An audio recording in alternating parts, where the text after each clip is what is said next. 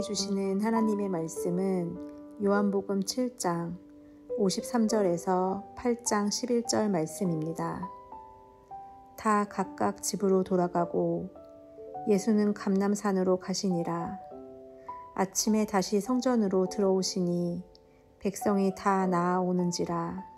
앉으사 그들을 가르치시더니 서기관들과 바리새인들이 음행 중에 잡힌 여자를 끌고 와서 가운데 세우고 예수께 말하되 선생이여, 이 여자가 간음하다가 현장에서 잡혔나이다. 모세는 율법에 이러한 여자를 돌로 치라 명하였거니와 선생은 어떻게 말하겠나이까? 그들이 이렇게 말함은 고발할 조건을 얻고자 하여 예수를 시험함이러라. 예수께서 몸을 굽히사 손가락으로 땅에 쓰시니 그들이 묻기를 맞지 아니하는지라. 이에 일어나 이르시되 너희 중에 죄 없는 자가 먼저 돌로 치라 하시고 다시 몸을 굽혀 손가락으로 땅에 쓰시니 그들이 이 말씀을 듣고 양심의 가책을 느껴 어른으로 시작하여 젊은이까지 하나씩 하나씩 나가고 오직 예수와 그 가운데 섰는 여자만 남았더라. 예수께서 일어나사 여자 외에 아무도 없는 것을 보시고 이르시되 여자여, 너를 고발하던 그들이 어디 있느냐? 너를 정죄한 자가 없느냐? 대답하되 주여 없나이다. 예수께서 이르시되 나도 너를 정죄하지 아니하노니 가서 다시는 죄를 범하지 말라 하시니라.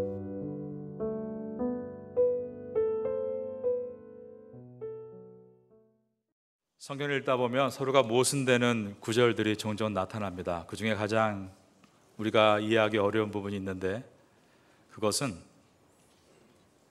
그 어떤 것에도 율법의 근거에서 철저하게 심판하시는 하나님의 공의에 대한 구절과 그 어떠한 죄도 용서하시겠다는 하나님의 사랑에 대한 구절은 정말로 물과 기름처럼 서로 반대의 방향을 가고 있는 것처럼 느껴지기도 합니다. 가령 마태복음 5장에 보면 예수님은 내가 율법이나 선지자나 폐하러 온 줄로 생각하지 말라. 폐하러 온 것이 아니요 온전케 하려 왔다라고 하셨습니다. 그런데 같은 책인 마태복음 9장에서는 내가 의인을 부르러 온 것이 아니요 죄인을 부르러 왔다라고 하시면서 하나님은 우리를 용서하시는 사랑의 주님이시다라고 말씀했습니다.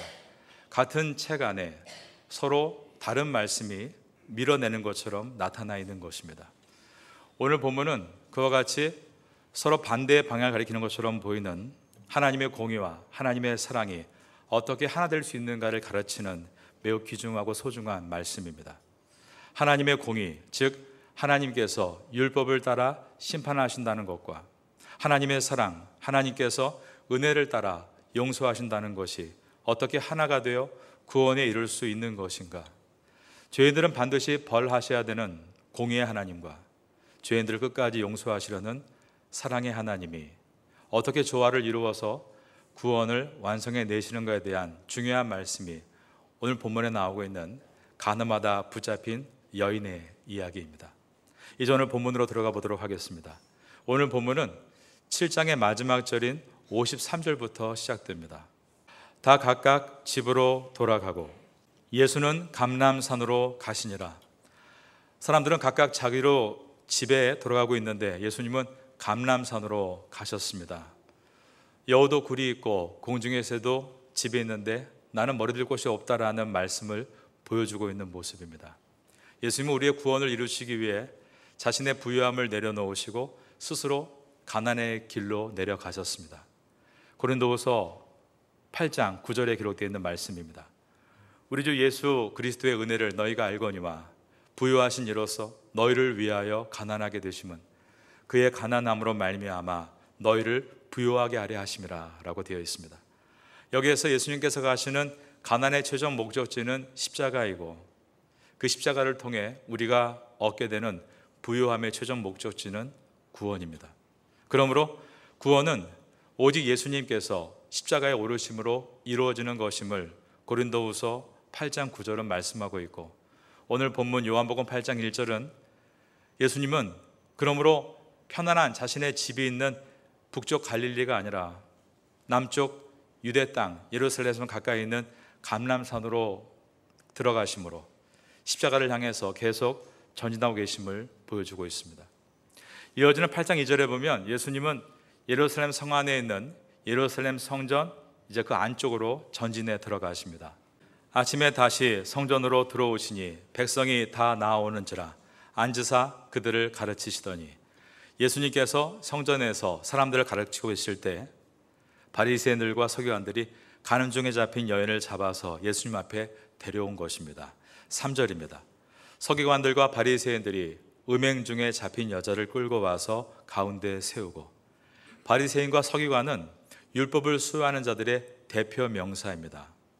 이들이 마치 검사가 돼서 율법에 의거하여 이 여인을 피고의 자리에 세운 것입니다. 그 자리의 판결자는 예수님이십니다. 8장 2절에 아침에 다시 성전으로 들어오시니 백성이 다 나온지라 앉으사 그들을 가르치시더니, 성전 안에서 예수님은 앉으셔서 은혜로운 말씀을 가르치시는 자리가 됐는데, 이 자리를 바리새인과 서기관들은 갑자기 법정의 자리로 만들어버리고 말았습니다. 예수님께서 판자로 앉은 자격이 되었고, 바리새인과 서기관들은 막강한 검사 군단처럼 모여서 그 앞에 서 있습니다. 그리고 그 가운데 피고인으로 간음 중에 잡힌 가난한 한 여인이 떨면서 있었습니다. 그리고 사건 현장을 증언할 다수의 유대인들, 증인이나 또는 참고인으로 그곳에 뱅둘러 모여 있었습니다. 그러니까 간음 중에 잡힌 이 여인은 빠져나갈 수 없는 완전한 현행범으로 이곳에 서 있는 것이고, 나머지 사람은 모두가 이 여인을 참소하려고 모인 자들로서 지금 그녀 주위를 뱅둘러 서 있는 상황이었습니다. 하나님은 하나님을 대적하는 마귀에 대해서 그 별명을 참소자라고 하십니다. 요한계시록 12장 10절 이하에 보면 내가 또 하늘에 음성이 있어 들으니 이제 우리 하나님의 구원과 능력과 나라와 또 그의 권세가 나타났으니 우리 형제들을 참소하던 자 곧 우리 하나님 앞에서 밤낮 참소하던 자가 쫓겨났고 라고 하면서 이 마귀의 별명을 참소하는 자라고 붙여놓았습니다. 그러므로 하나님을 떠난 죄인들이 마귀의 하수인이 되어서 이 땅에서 하는 일은 참소입니다. 남의 잘못이나 허점을 들추어서 참소함으로 상대적으로 자신이 의로운 삶을 증명해내는 일에 모든 에너지를 쏟으며 살아가고 있습니다. 자기 방어라고 부르죠. 우린 매일 정치와 경제와 안보와 외교 분야에서 쏟아지고 있는 서로를 참소하는 기사들을 접하며 눈을 뜨고 있습니다. 성경은 마귀의 특징에 대해서 밤낮 참소하던 자라고 되어 있고, 죄인들은 그 마귀의 특징을 가지고 이 땅에 살고 있는 것입니다. 절대로 자신의 무능력과 불가능을 인정하지 않습니다. 자신의 잘못을 인정하지 않는 것입니다. 하나님의 도움 없이도 스스로 힘으로 행복에 이를 수 있다는 것, 바로 그것이 죄인의 모습이고, 그 죄인의 속성은 주님의 율법마저도 곡해하기 마련입니다. 하나님께서 인간에게 율법, 즉 법과 도덕과 관계의 규범을 주신 목적은 그 율법을 자신이 지켜갈 때 얼마나 내가 부족하고 허물이 많은 사람인가를 깨닫게 되고, 그러므로 예수님께서 나의 허물과 죄를 위해 십자가에서 죽으셨다는 것을 알게 하시는 데에 율법의 목적이 있습니다. 하지만 죄인은 그 율법으로 타인을 재는 줄자로 사용하면서 그가 얼마나 허물이 많은지를 계산해서 죄의 형량을 매기는 것에만 관심을 갖습니다. 그것은 그들이 늘 검사의 자리에 있으려 하는 것이고, 상대방의 잘못을 들춰내서 무너뜨림으로 자신은 그들보다 다른 한 단계 더 의로운 자리에 있다라고 자기를 증명하는 방법입니다. 그리고 그리스도의 죽으심의 필연성을 깨닫게 해주기 위해 주신 율법을 그들은 자기 힘으로 그 율법을 지킴으로 구원에 이르는 사다리로 사용하려고 합니다.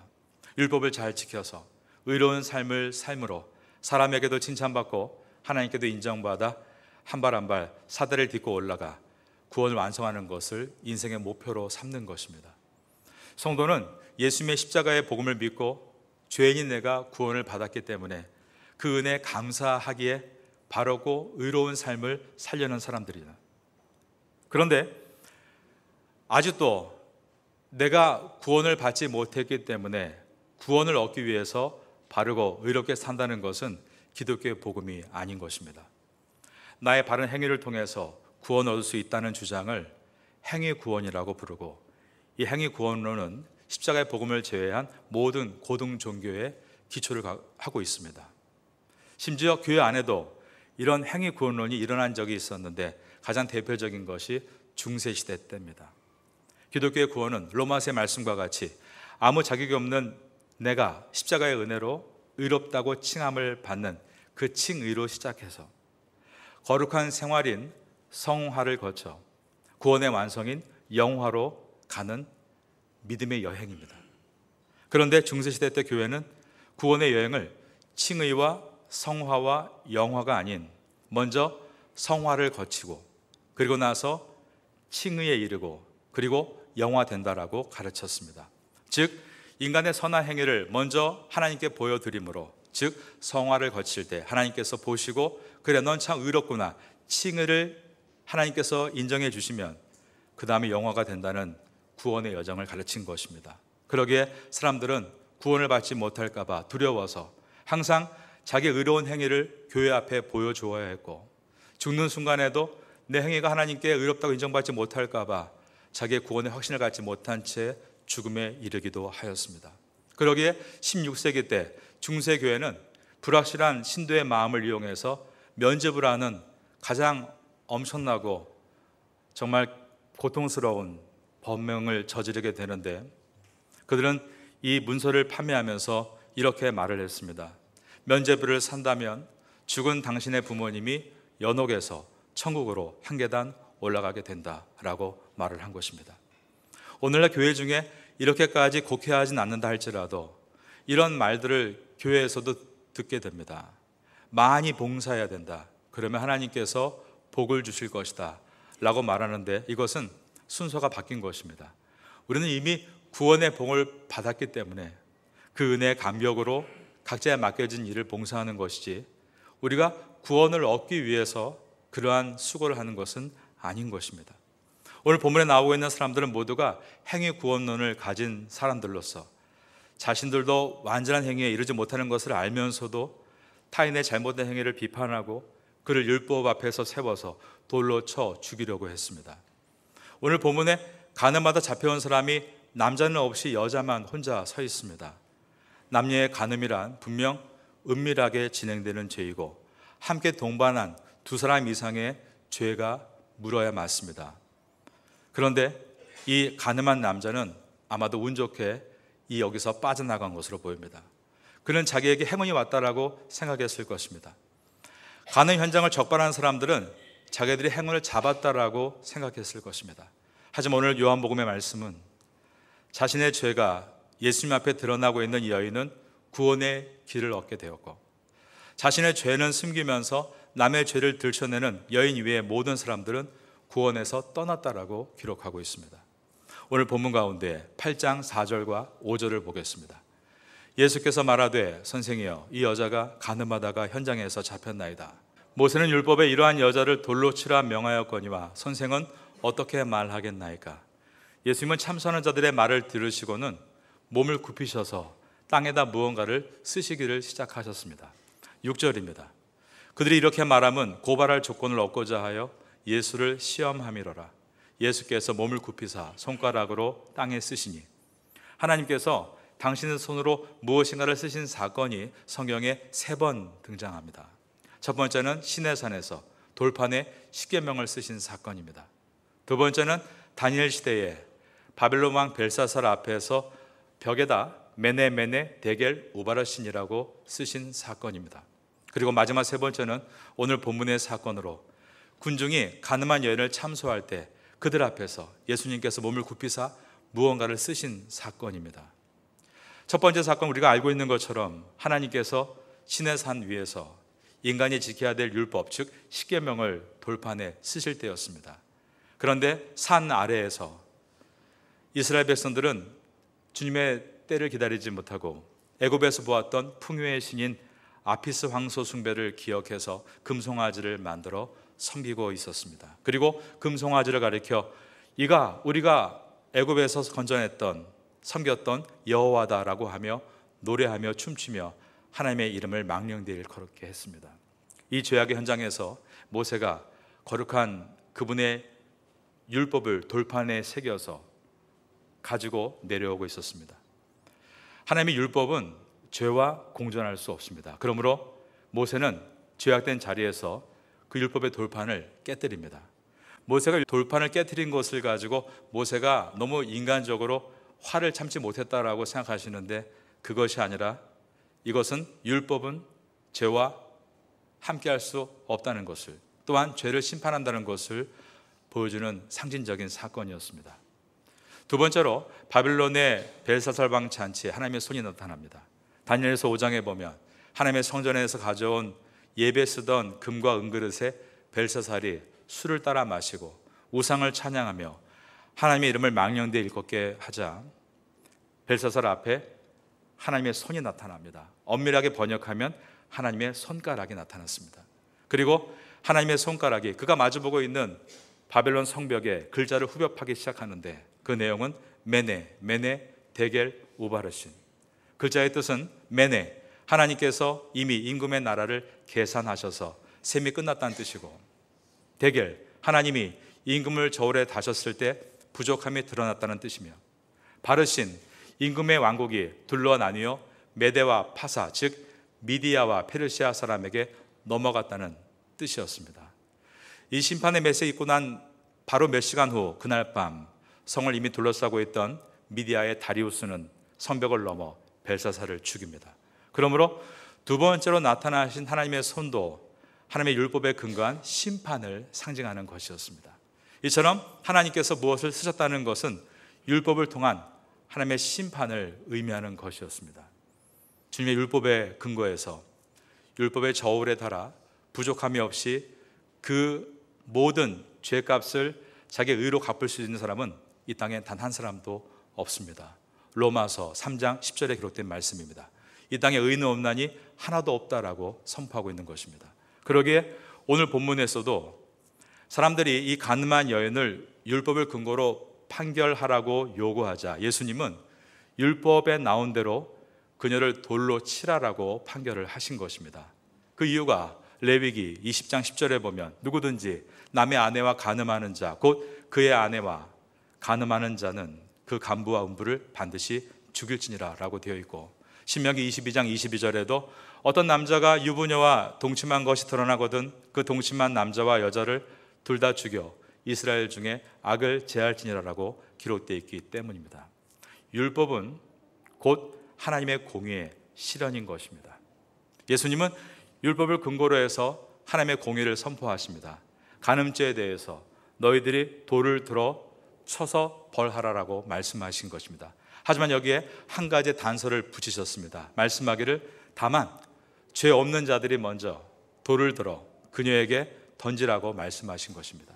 오늘 본문의 8장 7절 말씀입니다. 그들이 묻기를 맞이 아니하는지라 이에 일어나 이르시되 너희 중에 죄 없는 자가 먼저 돌로 치라 하시고, 그리시고는 다시 몸을 숙이시고 흙에다가 손가락으로 무언가를 쓰셨습니다. 그랬더니 그 자리에 있던 어른에서 젊은이까지 모두가 양심의 가책을 받아 그 자리를 떠나갔다라고 되어 있습니다. 8절과 9절입니다. 다시 몸을 굽혀 손가락으로 땅에 쓰시니 그들이 이 말씀을 듣고 양심의 가책을 느껴 어른으로 시작하여 젊은이까지 하나씩 하나씩 나가고 오직 예수와 그 가운데 섰는 여자만 남았더라. 혼자 남은 여자에게 예수님께서는 나도 너를 정죄하지 않을 것이니 가서 다시는 죄를 짓지 말라라고 말씀하셨습니다. 10절과 11절입니다.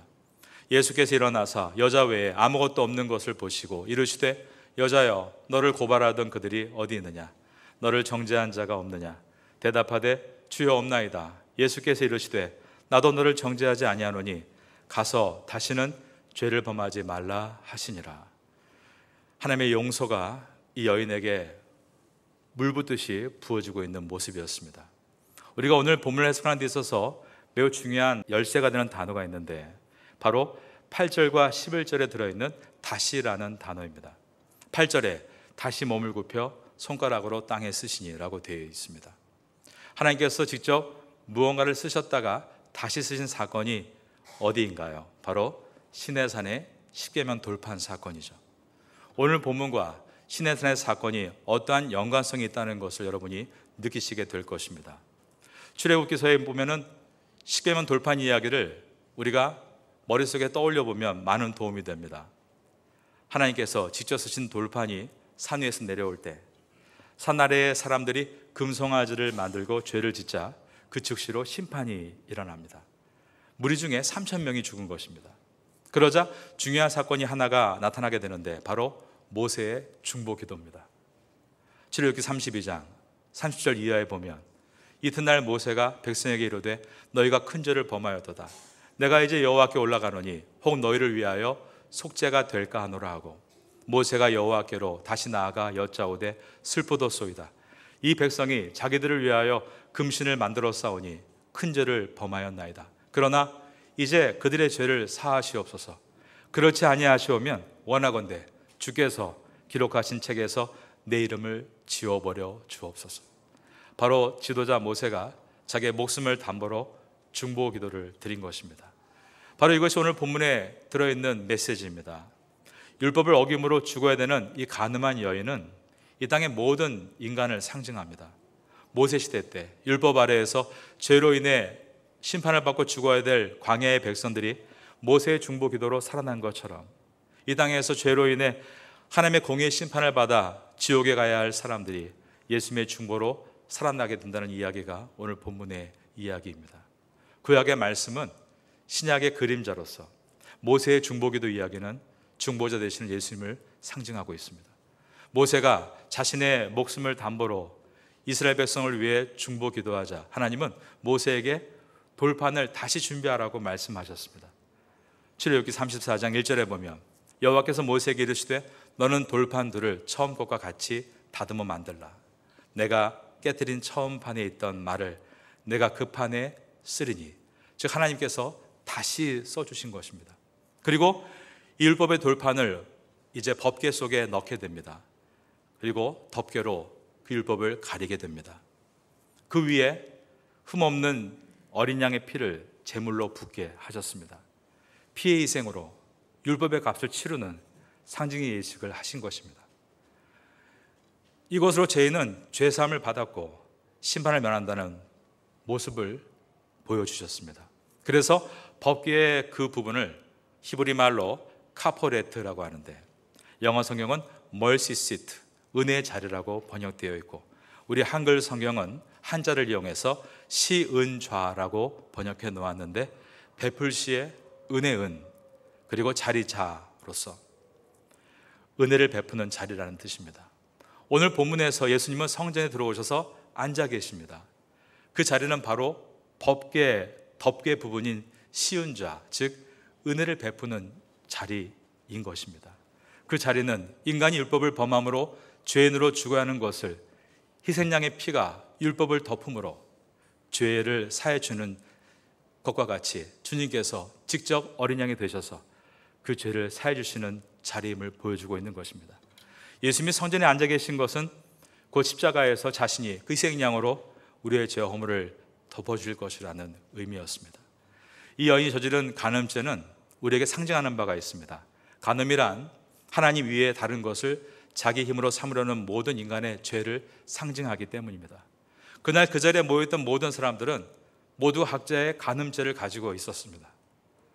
간음죄는 아까 말씀드린 대로 은밀하게 진행되기 때문에 잘 드러나지 않습니다. 하지만 예수님은 이 땅에 오신 하나님으로 그들 각자에 숨겨진 모든 간음의 죄들을 다 보고 계셨고 그들의 죄를 그들만이 알 수 있는 글자로 써 내려가셨습니다. 흙바닥에 손가락으로 계속 글자를 덧댔으면 어느 말인지 아무도 알아볼 수 없지만 그 글은 과거에 벨사살이 죄를 졌을 때 정확하게 벨사살이 이해할 수 있는 언어, 그 말로 기록해서 다니엘을 통해 해석해 준 것처럼 오직 각자만이 알 수 있는 자기의 죄를 들춰내시는 세상에서 가장 선명한 글씨였습니다. 하나님의 율법 앞에 이처럼 인간의 숨겨진 죄는 낱낱이 발가벗겨지게 되는 것입니다. 죄인이 아니라 의인으로, 피고가 아니라 고소인과 검사로 예수님을 찾아왔던 바리새인과 서기관들과 그리고 유대인들은 자신의 죄인됨이 드러나자 곧바로 예수님을 다 떠나버립니다. 그리고 이 자리에 처음부터 죄인으로 다 드러나 버린 가늠하다 잡힌 여인만이 예수님 앞에 있었습니다. 다른 모든 사람들은 아직 세상에 들키지 않는 죄인으로 각자 숨을 때가 있었지만 이 여인만은 이 세상에 완전히 발가벗겨진 들킨 죄인으로 갈 데가 없었기 때문입니다. 수많은 군중 속에 오직 그녀만 자신이 죄인 있는 것을 고백하며 죽어야 할 존재임을 인정하고 있었습니다. 그러기에 나의 생사의 탈권이 오직 주님께만 있음을 고백하고 예수님의 처분을 기다리고 있었던 것입니다. 유일하게 자신이 죄인임을 자각하고 인정하고 있는 이 가늠한 여인만이 죄를 위해 중보하시는 진정한 대제사장이시며 직접 희생제물이 되셔서 하나님의 어린 양으로 십자가에 달리신 그분 앞에 서 있었습니다. 성자 하나님이신 예수님은 그녀에게 하늘의 용서를 부어주십니다. 오늘 본문의 마지막 절인 8장 11절을 보겠습니다. 대답하되 주여 없나이다. 예수께서 이르시되 나도 너를 정죄하지 아니하노니 라고 말씀하셨습니다. 그리고 말씀하기를 가서 다시는 죄를 범하지 말라라고 하셨습니다. 그러므로 구원이란 내가 죄를 안 지어서 받는 것이 아니라 하나님의 용서하심으로 받는 것이고, 성도는 구원을 얻기 위해서 의를 행하는 것이 아니라 은혜로 구원을 얻었기 때문에 그 은혜에 감격하며 죄를 짓지 않으려고 힘써 나가는 것입니다. 11절에서 예수님은 말씀하실 때 다시는 죄를 범하지 말라라고 하셨습니다. 제가 아까 이 다시가 오늘 본문의 열쇠라고 말씀드렸고, 바로 8절에 다시, 11절에 다시 두 번이 들어있습니다. 바로 이 두 개의 다시가 하나님의 공의와 사랑을 설명합니다. 여러분이 보시는 이 앞에 있는 십자가는 죄를 죽기까지 용납할 수 없으신 하나님의 공의와, 그러나 죄인을 죽기까지 포기할 수 없으신 하나님의 사랑을 보여줍니다. 죄를 죽기까지 용납할 수 없으신 하나님의 공의와 죄인을 죽기까지 포기할 수 없으신 하나님의 사랑을 하나 되게 하시기 위해 예수님께서 십자가에 제물이 되어 달리신 것입니다. 우리가 이 십자가의 의미를 모르고 11절에 있는 이 한 절, 다시는 죄를 범하지 말라, 이것을 읽게 되면 이것을 또 하나의 율법으로 오해하게 됩니다. 그래서 또다시 죄를 범하는 내 주변의 사람들, 남편과 아내와 자녀와 가족들과 교인들에게 너 왜 그것밖에 못하냐라며 그를 비난하게 됩니다. 또한 또다시 죄를 범하는 숨겨진 내 자신을 보면서 나는 결국 안 되는구나, 나는 구제불능이다, 의기소침하고 예수님께로부터 떠나는 것을 보게 되는 것입니다. 하지만 예수님은 오늘 본문에서 다시란 이 표현은 이미 우리의 약한 존재를 알고 계시다는 뜻입니다. 우리가 가는 중에 잡힌 여인과 같은 존재인 것을 사람들은 모르지만 주님 우리를 다 아신다는 의미입니다. 그것을 다 아시면서도 그러한 죄인 우리를 위해서 십자가에 오르시고 우리를 구원해 주셨다. 이것이 바로 오늘 본문에 들어있는 다시라는 것의 의미입니다. 하나님께서 범죄한 이스라엘에게 다시 돌판을 주신 것처럼, 그러나 그 돌판을 아무리 주셔도 율법으로 그들이 돌아올 수 없는 걸 아시기에 법궤에 넣고 은혜로 덮으시고 보혈을 부어주심으로 우리가 구원을 받은 것은 우리의 능력이 아니라 오직 하나님의 은혜인 것을 깨닫게 해주셨습니다. 그럼에도 불구하고 우리를 사랑하신다, 우리가 이 다시에서 볼 수 있고, 또한 이 다시를 통해 우리는 그러므로 다시 시작할 수 있다는 소망을 만나게 되는 것입니다. 요한복음을 지나며 이 은혜를 붙들고 올 한 해 가운데 주와 함께 동행하는 성도가 될 수 있기를 예수님의 이름으로 축원합니다.